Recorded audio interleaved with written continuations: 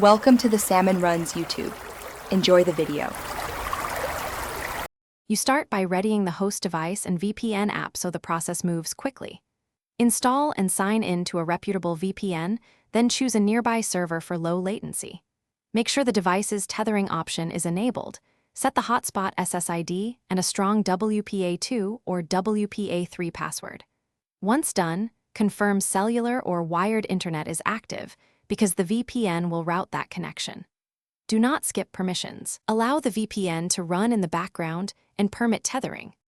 Now, configure how traffic flows from guests through the VPN so you control privacy and performance. Open VPN settings and choose full tunneling if you want all hotspot traffic encrypted. Use split tunneling for selective apps. Start the hotspot and pick 4 GHz for range or 5 GHz for speed. Next, make sure the device firewall and VPN client allow NAT or IP forwarding.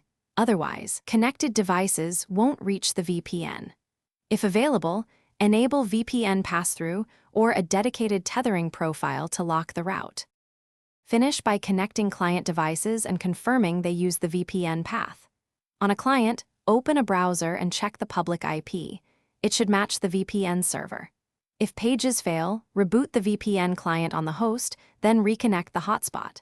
For speed issues, switch to a closer VPN server, change from 4 GHz to 5 GHz, or enable VPN compression if supported. One key troubleshooting tip.